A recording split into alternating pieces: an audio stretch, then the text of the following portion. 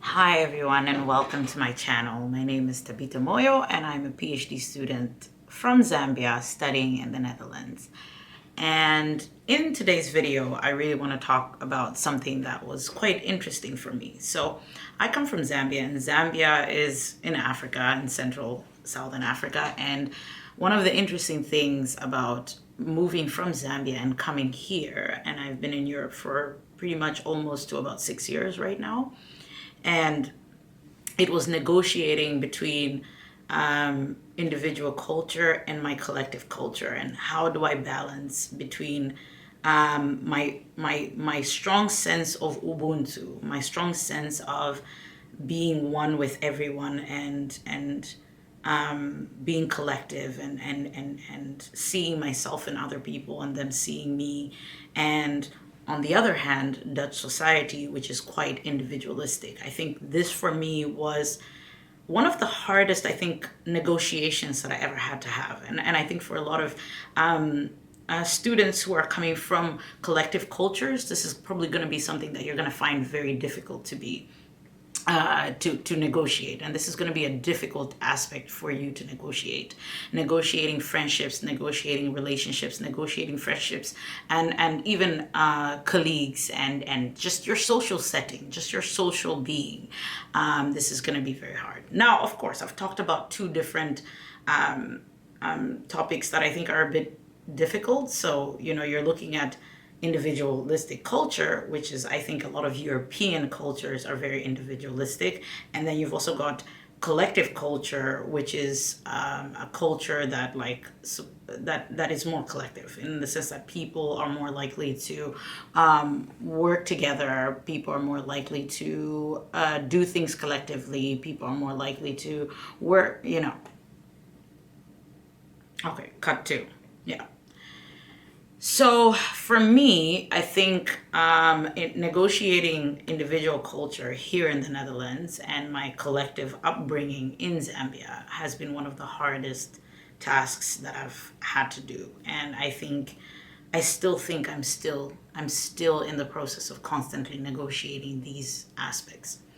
Maybe one example that I could give, although it's quite extreme, but I think this was the first time that I think I faced that. I faced the idea that I was very different. And this was, I remember when I just moved here, I was taking the train for the first time. So, well, the first time here in the Netherlands. And I remember, I think somebody, or a girl or a boy, I don't know who, jumped in front of the train. So in other words, they killed themselves. And the train had to stop, and we had to wait for another train where they were going to move us to and I just remember that, and there was so much commotion, people were upset, and da da da. So I didn't know, because everybody was speaking Dutch around me. So I turned to this lady next to me, and I said, "Hey, I don't understand what's going on. Like, do we have to leave the train? Do we have to go somewhere? Like what's going on? Like, whatever." And then she just turned to me and she said, "Yeah, man, it's one of them effing people who just jump in front of the train. We've got places to go." So in my head, when she said that, I think I was a bit like, huh? Somebody just jumped in front of, wait, so you mean as in the train was moving and then somebody just jumped in front of the train? And it was like, yeah. And in my head, I don't know why, at the moment, I did not comprehend the idea that somebody would be like, look, there's a train moving, it's moving really fast, and I'm just gonna go and jump in front of it. That just blew my mind away. So, and then eventually it clicked, oh, she actually means somebody purposefully went, took their body, threw themselves on the train because they wanted to die. I just burst out in tears and I started to cry, and I was like, oh my God, this is so horrible, blah, blah, blah, blah, blah. And you have all these people around me talking about how much they're late for their appointment, and they're shouting. And I remember one man was even talking to I think the conductor or something, and telling him oh yeah, when is the next train coming? Because we need to leave, blah, blah, blah, blah. And I was sitting there somebody just died, And it was so shocking for me that everybody could just kind of go on. And wherever I went, I think I just was so broken by this idea that somebody actually had died. I don't know, but just the idea that somebody had died. And I felt like, should we like buy chocolate? Should we go to a funeral? Because this person died? I don't know. A lot of things just went through my mind. And I think when I came home, I asked a couple of Dutch friends of mine, I said, look at what happened. This is what happened. I'm so surprised with people's, reactions, that people just didn't seem like they were concerned. People didn't seem like they cared. Like what was that about? And it was like, oh yeah, but it happens all the time. There are always people killing themselves and throwing themselves in front of their train. I was like, what? Why? Why would they? Well, they just want to kill themselves. I was like, why? And the thing is, it's not that I've never heard of suicide. I know like suicide is something that actually even happens in my country. I know it's something that happens everywhere in the world, that people just, I think, give up on their life. But I think no matter when it happens, there's still this solemn idea about it. And I think for me, that was the issue. And it almost just got me into this place where I needed to understand the culture that I was in, and I needed to understand why do people think about the way that they think about, or why they do things the way that they do. And it really had me thinking about, from that time till now, that I think I've really been negotiating this dichotomy of my collectiveness and my individualness. Well, my current individualness, but learning to navigate, learning to be individualistic in a culture that is individualistic when I'm coming from a culture that is actually collective.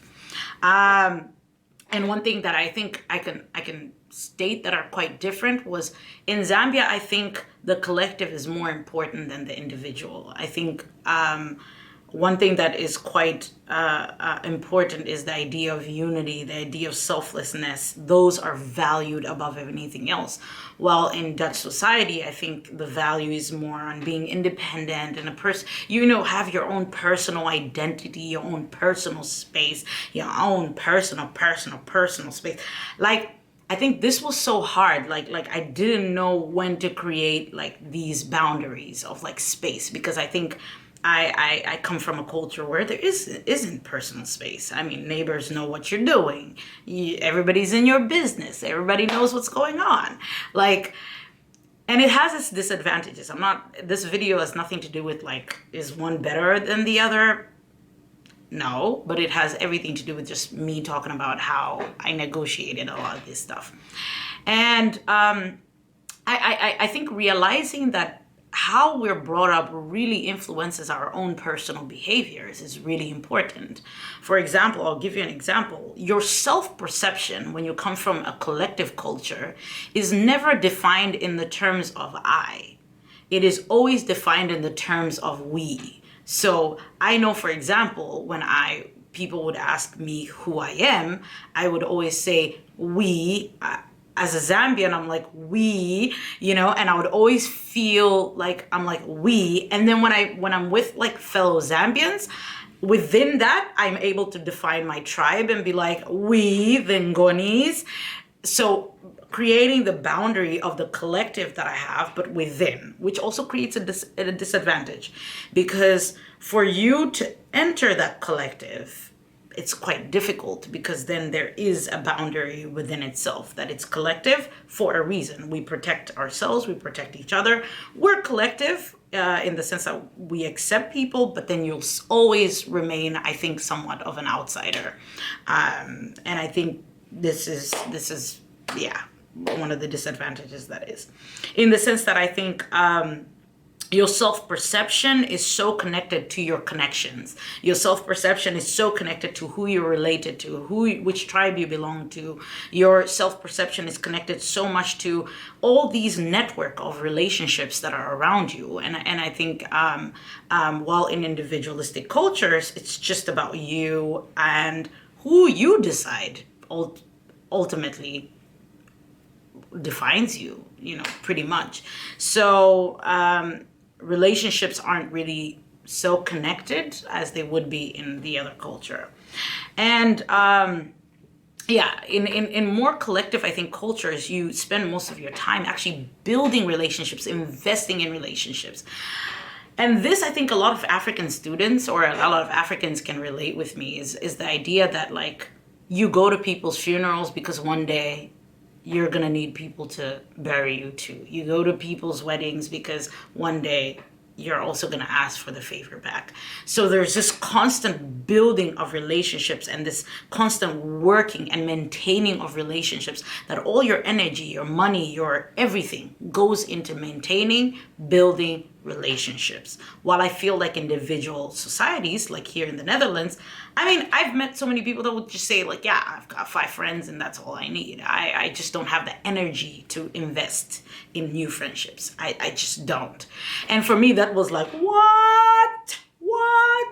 Like, how are you hindering the possibility of meeting people that would be such a blessing in your life? But that's beside the point.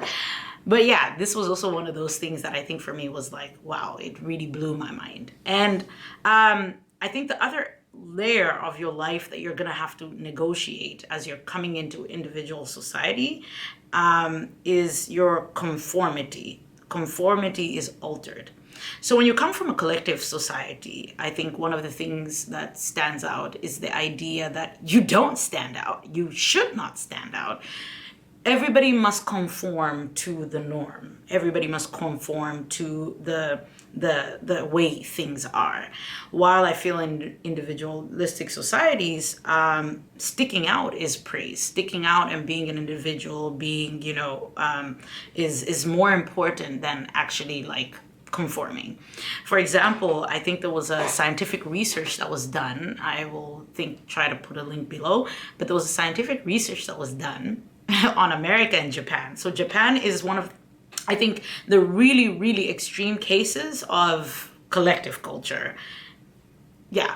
While I think American culture is also defined in a lot of like the extreme cases as well of individualistic culture. And one of the interesting thing is they got pens and they were all colored the same, and they put a few like colored pens in there.